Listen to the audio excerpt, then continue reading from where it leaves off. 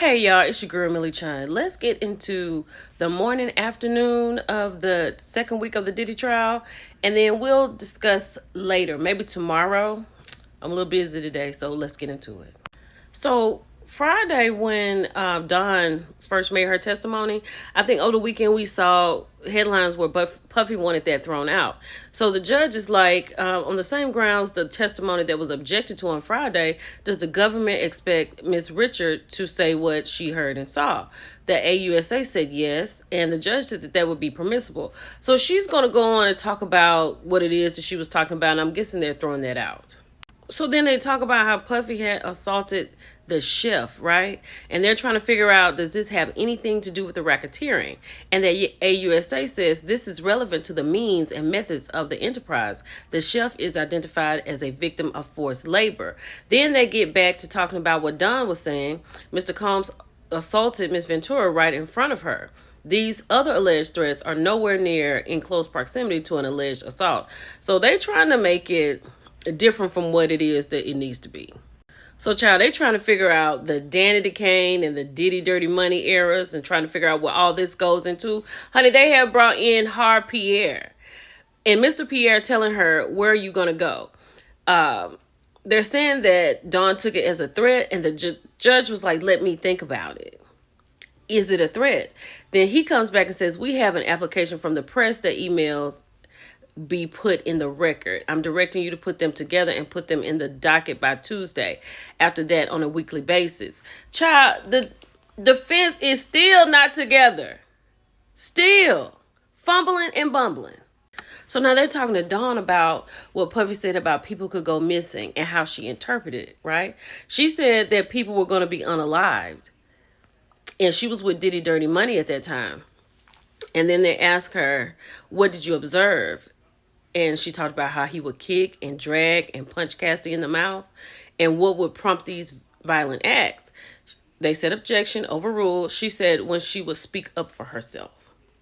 That's wild. And then right here, who in security witnessed these things? Dawn said D-Rock and Buns. Where is D-Rock?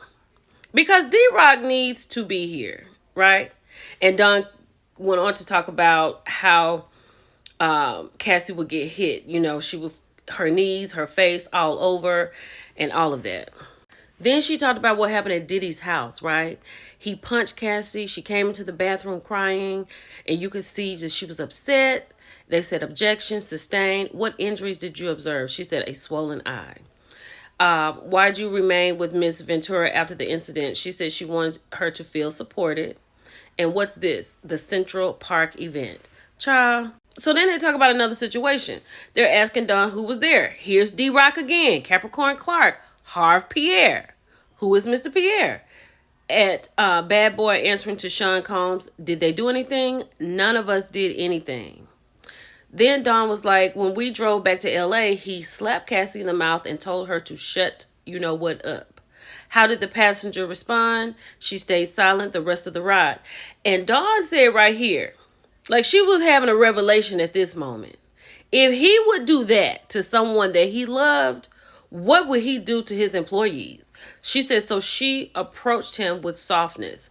And if you think about it, when they were doing the Danny Kane stuff, she was so quiet. Her and the other girl with the dark hair. Now, Aubrey spoke up and D Wood spoke up, but Dawn was quiet. So then they asked her and they got to talking about, has she seen him taking drugs and things? Honey, she named everything off. They asked, did she see him taking opioids? She said, that I never saw. And who brought it to him? She said, one stop, he'd had it all, including Plan B and birth control. Wow. Did you see him with firearms? She said, yes, in his lower back. Who else had him? D-Rock and Buns. What did you do after Bad Boy? She said she would sing whenever she got momentum and she would FaceTime him. Now, they asked her again, how did you speak to him? She said, very soft. I'd always call him bro. Why did you not disclose the ABUSC you'd seen? She said she was told by Mr. Combs and Harv Pierre to not speak out. So Dawn started speaking out in 2024 after Cassie had filed her lawsuit. They asked her that and she said yes. And then they let her know that you do know that there's a motion to dismiss your lawsuit. She said, I have civil lawyers. And then they talked about her sitting with the prosecutors and she said, I've been consistent. So, when she talked about the skillet and the eggs that Diddy tried to strike Cassie, right? They're like, so you heard the pan hit the wall. Did you see it? She said she didn't recall. Then they tried to stump her up right here. And they said, would you agree that it has been hard for you to keep your story straight? Referring to the egg incident. She said, I told it as close as I could. And then she said, they asked her the day after, you say Mr. Combs said people go missing. She said, yes. Then they said, let's go, I'm guessing, to your interview on March of 2025. You did not say anything about Mr. Combs told you people go missing. She said, I don't recall. They said, no worries. I'm going to show you the document. And child, they turned to page 5. So Dawn says she knows what she said. They're trying to trip her up about her not recalling the unaliveness threat 7 times. Then they said, let's move to the alleged incident before the Central Park concert. You are aware there were cameras. She said, not in the bathroom, and you were filmed in the park. Are you aware if the video was turned over? She said no. Then they started talking about the firearms. You didn't tell prosecution about, I saw firearms at Diddy's house. She said they didn't ask. You never saw Mr. Combs pull a firearm out and wave it around, loud bullets or cock it. She said he just had it. Not all that extra stuff. Ooh, child, they on Dawn. Do you hear me? Did you talk about you never saw Mr. Combs do, drugs? She said, I don't recall. They're saying your testimony has changed quite a few times. She said, I'm going to remember as we keep talking. And then he was like, you saw one stop bring him these pills and stuff? You saw him take money? She was like, yes. And then they're like, wait a minute, hold on 1 second. Didn't you tell the government you never saw anyone pay him? She said no. Child, they got to do a sidebar and everything. Child, and then they turned around on her, honey. They was like, it was you who reached out to Mr. Combs to work with him again. After all of that, after she said that she, was worried about her safety, right? She said yes. He said, but he threatened you, right? You asked him to work with you again? She said yes. They was like, okay. So then they say the songs that you released on your own did not make it to the level you did with Danny Kane. I think we all know that.